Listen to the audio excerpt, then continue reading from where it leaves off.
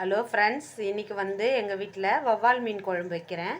ஏன்னா கடல் மீன்லாம் தடை பண்ணியிருக்காங்க இல்லையா, அதனால் ரொம்ப ஃப்ரெஷ்ஷான மீன் கிடைக்க மாட்டேங்குதுன்னு வித்தியாசமாக இன்றைக்கி வவ்வால் மீன் வாங்கிட்டு வந்தோம். வில்லேஜ் மீன் எப்படி பண்ணுறதுன்னு பார்த்துடலாம். வவ்வால் மீன் குழம்புக்கு தக்காளி வெங்காயம் கட் பண்ணியிருக்கு. ஒரு மாங்காய் பாதி எடுத்திருக்கேன். இப்போது குழம்பு தாளிக்கிறது எப்படின்னு பார்க்கலாம் வாங்க. இப்போது ஒரு பாத்திரம் வச்சுட்டு நல்லா தாளிக்கிறதுக்கு தேவையான எண்ணெய் போட்டுருங்க.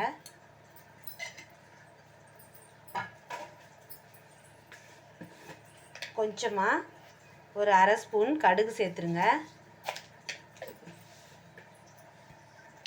கடுகு வெடிச்சிடுது. ஒரு அரை ஸ்பூன் வெந்தயம் சேர்த்துடலாம்.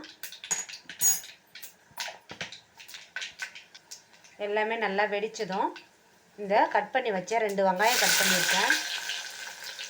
கட் பண்ணி வச்ச வெங்காயத்தை சேர்த்து நல்லா வதக்கிடுங்க. வெங்காயத்தை நல்லா வதக்கிடுங்க. பாருங்கள், கொஞ்சம் பொன்னிறமாக வதங்கியிருக்கு. இப்போ ஒரு ஸ்பூனு, இது ஏன்னா பெரிய மீன், வவ்வால் மீன் பொடி மீன்லாம் கிடையாது, பெரிய துண்டு போட்டு வாங்கிட்டு வந்து வச்சுருக்கேன். மீன் காமிக்கிறேன். இப்போ பாருங்கள், 1 ஸ்பூன் இஞ்சி பூண்டு பேஸ்ட்டு சேர்த்துடலாம். நல்லாவே வதங்கட்டும். நல்லா வெங்காயம் இஞ்சி பூண்டு பேஸ்ட்டு எல்லாம் வதங்கிட்டு இப்போது தக்காளியும் இந்த பொடியாக நறுக்கி வச்ச கருவேப்பிலை கொத்தமல்லியும் இதில் ஒன்றா சேர்த்துடலாம். மாங்காய் மீன் போட 5 நிமிஷம் இருக்கும் பொழுது தான் சேர்க்கணுங்க, கரைஞ்சி போயிடும் இல்லைன்னா. இப்போது நல்லா தக்காளி வெங்காயம் வதங்கினதும் குழம்பு கூட்டி இதில் நம்ம சேர்க்க போகிறோம். கொஞ்ச நேரம் நல்லா ஒரு தட்டு போட்டு மூடிட்டோம்னா நல்லாவே வதங்கிடும். இப்போ இது ஒரு எலுமிச்சம்பழம் அளவுக்கு புளி ஊற வச்சு கரைச்ச புளி கரைச்சல். தேவைக்கேற்ப உப்பு சேர்த்துருங்க. புளி கரைச்சி நீங்கள் புளிக்கு ஏற்ற மாதிரி அளவு மாறுபடும். புளிப்பான புளியாக இருந்தால் கம்மியாக போட வேண்டியது இருக்கும். அதே கொஞ்சம் டேஸ்ட் நல்லா இருந்ததுன்னா புளி கொஞ்சம் தித்திப்பானது எடுத்திங்கன்னா குழம்பு நல்லாயிருக்கும். அதுக்காக சொல்கிறேன். மிளகாத்தூள் தேவைக்கேற்ப சேர்த்துருங்க. இந்த புளி கரைச்சலுக்கு நான் ஒரு 4 ஸ்பூன் சேர்க்குறேன். இது மீடியமான சின்ன ஸ்பூன் தான், அதனால் சேர்க்குறேன். இதில் ஒரு சிட்டிகை மஞ்சள் பொடியை சேர்த்துடுவோம். இவ்வளோதான். குழம்பு கூட்டுறதுனா இதுதான். மீன் குழம்பு கூட்டி வச்சாதான் அருமையாக இருக்கும். நம்மளுக்கு நல்லா கட்டி இல்லாமல் கரைச்சி விட்டுருங்க. கரைச்சி விட்டுட்டு டேஸ்ட் பண்ணி பார்த்துட்டு உப்பு இல்லைன்னா சேர்த்துருங்க.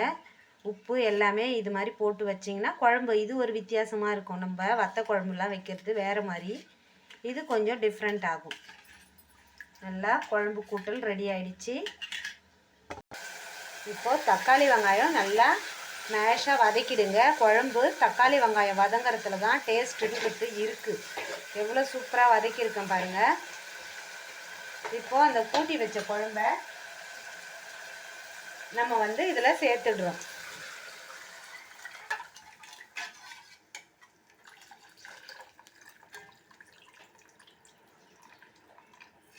இவ்வளோதான். மீன் குழம்பு ரெடி ஆகிடுது. ஓரளவுக்கு பாதி. நல்லா ஒரு 15 நிமிஷம் கொதிக்கணும் குழம்பு.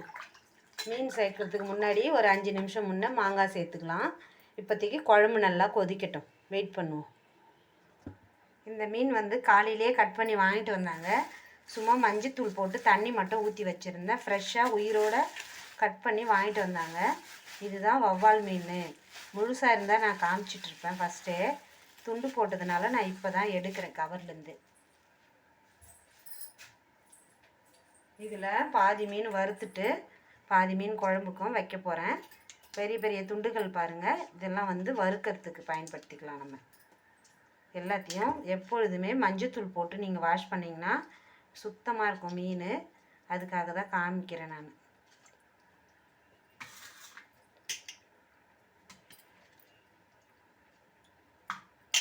இது கட் பண்ணி எடுத்துகிட்டு வந்ததுனால நம்மளுக்கு கொஞ்சம் இன்றைக்கி சிரமம் இல்லை. இந்த மாதிரி எல்லாத்தையும் சுத்தம் பண்ணிவிட்டு நல்லா 2-3 தடவை அலசிக்கோங்க. அவங்க வந்து கட் பண்ணி கொடுத்தாலும் நம்மளும் பார்த்து கொஞ்சம் க்ளீன் பண்ணணும். எப்படியா இருந்தாலும் இந்த செதில்கள்லாம் இருக்கும் ஓரங்களில், அதெல்லாம் பார்த்துட்டு தான் நம்ம வாஷ் பண்ணி பயன்படுத்தணும். இந்த தலை கொஞ்சம் சின்ன துண்டுகள் எல்லாத்தையும் போட்டு தான் குழம்பு செய்ய போகிறேன். பெரிய துண்டெல்லாம் வறுக்கிறதுக்கு பயன்படுத்திட்டு போகிறேன். மீனெல்லாம் சுத்தம் பண்ணி வச்சாச்சு. இது வந்து வறுக்கிறதுக்கும் இது குழம்பு பண்ணுறதுக்கும் வச்சுருக்கேன். ஓகே, இப்போ குழம்பு கொதிச்சுட்டான்னு பார்த்துட்டு மீன் போடுவோம் வாங்க. பாருங்கள், ஒரு 5 மினிட்டாக குழம்பு நல்லா கொதிச்சிடுது. நம்ம ரொம்ப மாங்காய் போடக்கூடாது, பிடிச்சவங்க நிறைய சேர்த்துக்கோங்க, கொஞ்சமாக இல்லைனா சேர்த்துக்கோங்க. நான் வந்து ஒரு 3 பீஸ் தான் போட்டிருக்கேன். குழம்பு புளிக்கக்கூடாது இல்லையா, அதுக்காக. மாங்காய் போட்டால் டேஸ்ட்டு நல்லாயிருக்கும் மீன் குழம்புன்றதுனால நம்ம சேர்க்குறோம். இப்படி கரண்டி போட்டு வச்சிட்டிங்கன்னா குழம்பு பொங்காமல் நல்லா கொதிக்கும். குழம்பு பொங்கிட்டாலே நம்ம தாளிச்சதோட மகிமை போயிடும். அந்த எண்ணெய் ஒரு சொட்டு கீழே போயிட்டாலுமே குழம்போட டேஸ்ட்டும் மாறி போயிடும். பொங்காமல் இருக்கிறதுக்கு இந்த மாதிரி கரண்டி போட்டு வச்சுருங்க. ஒரு தட்டு போட்டு கூட மூடிக்கலாம். அடுப்பை ஸ்லோவாக வச்சுடுங்க. இப்போ பாருங்கள், குழம்பு கொதித்து நல்லாவே ரெடி ஆகிடுது. எவ்வளோ திக்னஸ் ஆகிடுச்சு பாருங்கள். நம்ம வைக்கும் பொழுது ஃபுல்லாக நிறைஞ்சிருந்தது, இது ஃபுல்லாக இருந்தது. இப்போ குழம்பு கொதித்து நல்லா திக்னஸ்ஸாக ஆகிடுச்சு. மாங்காயும் போட்டாச்சு ஒரு 5 நிமிஷம் இருக்கும் பொழுது. இப்போது மீன் போடுற பக்குவம் இது தான். குழம்பு வந்து கொதிச்சிடுது, அதனால் மீனை போட்டுடலாம். போட்டுட்டு ஒரு 2 நிமிஷம் நல்லாவே கொதிக்கட்டும்.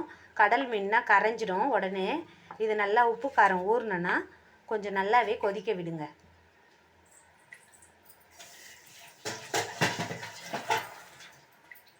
மீன் போட்டுட்டு நல்லா கொஞ்சம் கொதிக்கட்டும். ஏன்னா மீன் ரொம்ப நேரம் கொதிக்கணும்னு இல்லை, உடஞ்சி போயிடும், அதுக்காக தான். இப்போது குழம்பு கொதித்து மீனோட சூப்பராக ரெடி ஆகிடுச்சு. மீன் குழம்பு சுவையான இந்த வவ்வால் மீன் குழம்பு. இது பேர் வவ்வால் மீன். எப்படி இருக்குது பாருங்கள், துண்டு பெருசு பெருசாக. இதுதான் வவ்வால் மீன் குழம்பு ரெடி. இப்போ பரிமாறத்துக்கு தயார். சூப்பரான சுவையான வவ்வால் மீன் குழம்பு பரிமாற தயாராகிடுச்சு. ஒரு ஆளுக்கு இந்த மாதிரி ஒரு கப்பில் ஊற்றி கொடுத்தீங்கன்னா சாதத்தோடு சேர்த்து சாப்பிடுவாங்க. தேங்க்யூ ஃபார் வாட்சிங் மை வீடியோ. என்னோடய வீடியோ பிடிச்சிருந்தால் ஒரு சப்ஸ்கிரைப் பண்ணுங்கள். நல்லா இருந்தால் லைக் பண்ணுங்கள். எதுனா குறைகள் இருந்தால் கமெண்ட் பண்ணுங்கள். தேங்க்யூ.